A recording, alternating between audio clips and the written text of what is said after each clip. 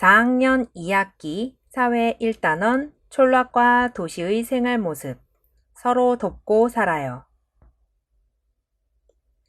안녕하세요. 4학년 어린이 여러분, 만나서 반갑습니다. 여러분의 사회 실력을 쑥쑥 함께 키울 제이 선생님이에요. 모두 공부할 준비 되었나요? 힘차게 시작해 볼까요? 지난 시간에 무엇을 배웠는지 떠올려 보겠습니다.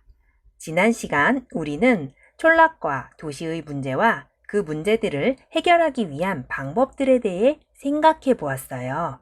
그리고 더 살기 좋은 촌락과 도시를 만들기 위해 개인, 사회, 공공기관들이 해야 하는 일에 대해서도 배웠어요. 지난 시간에 배웠던 내용을 바탕으로 해서 오늘 공부도 열심히 해보기로 합시다. 화이팅! 오늘 배워야 할 새로운 낱말이 있어서 선생님이 먼저 소개를 해보려고 해요. 바로 교류예요. 이 낱말을 예전에 들어본 적이 있는 친구들도 아마 있을 거예요. 그리고 여러분은 이미 교류를 하는 중인지도 모릅니다. 도대체 교류는 어떤 뜻을 가지고 있는 걸까요? 네, 선생님이 교류의 뜻에 대해서 소개해 볼게요. 교류란 사람들이 오고 가거나 물건, 문화, 기술 등을 서로 주고받는 것을 의미합니다. 네, 선생님, 제가 교류를 했다고요? 저는 그런 기억이 없는데요. 하고 생각하는 친구들이 있을지도 몰라요. 그런데 교류란 엄청나게 거창하거나 어른들만 하는 일은 아니랍니다. 여러분, 혹시 도시에 사는 친구들 중에 방학 중에 해수욕장에 가서 가족들과 시간을 보내거나 또는 숲이나 국립공원을 방문해서 가족들과 걸어본 적이 있을까요? 네, 이런 활동들도 모두 교류라고 볼 수 있어요. 혹시 촌락에 사는 친구들 중에 방학이나 명절을 맞이해서 도시의 친척집을 방문한 경험이 있나요? 이렇게 방문을 해서 놀이동산에도 가고 유적지도 가보고 이런 활동을 하는 경험이 있을 거예요. 이렇게 도시와 촌락을 오고 가는 활동들도 교류에 모두 포함이 된답니다. 또 교류의 모습에는 어떤 것이 있을까요? 여러분이 먹는 저녁 식탁의 모습을 떠올려 보세요. 여러분이 집에서 밥을 지을 때 다른 지역에서 생산된 쌀을 사와서 하지요.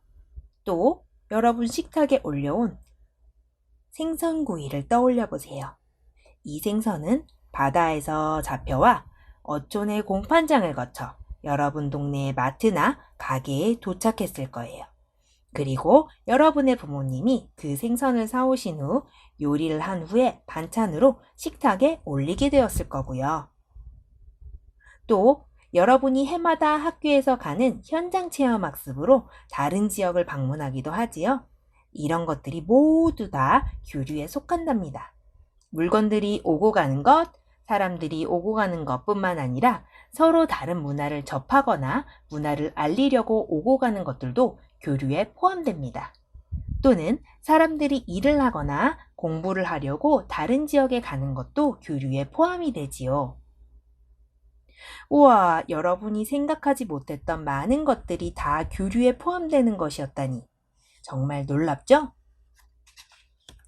교류란 실생활과 멀리 떨어진 어려운 말이 아니라 이렇게 우리 생활 가까이에서 그 모습을 찾아볼 수 있는 말이랍니다. 그렇다면 왜 교류를 하는 것일까요? 잘 모르겠다고요? 그렇다면 이런 상황을 상상해 볼까요? 모든 지역마다 농사도 짓고 고기잡이도 하고 목장도 운영하고 영화관도 있고 대학도 있고 기차역도 있고 큰 회사가 있는 높은 빌딩도 있다. 다 똑같은 지역인데 이런 특징을 가진 10곳의 지역이 있다고 생각해 보세요. 다 똑같은 특징을 가진 지역이라면 사람들이 굳이 비용과 시간을 들여서 교류를 할까요? 아니요, 아니겠지요.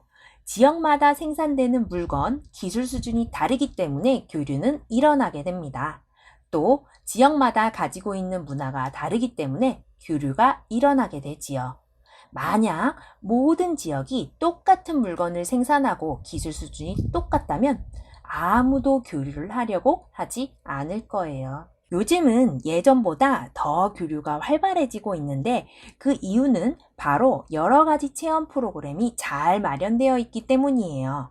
어떤 체험 프로그램이 있냐고요? 촌락에는 고구마 캐기 체험, 인절미 만들기 체험, 소금 만들기 체험, 치즈 만들기 체험 등을 마련하여 마을을 방문한 사람들이 즐겁게 체험할 수 있도록 돕고 있어요.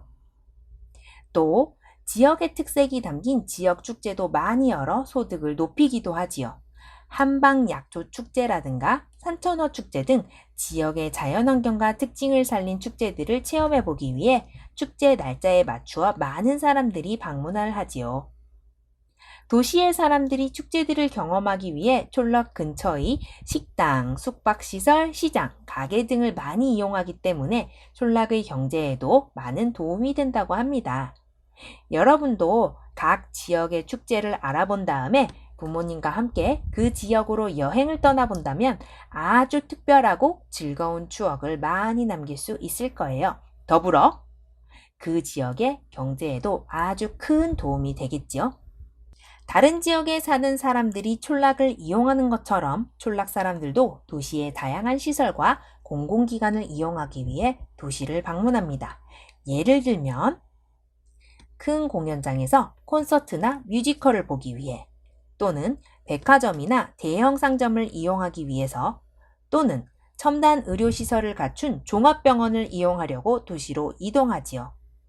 촌락의 사람들이 도시의 이런 시설을 이용하면서 주변의 상점이나 숙박시설 등을 이용하기 때문에 도시의 경제활동에도 도움을 주게 됩니다.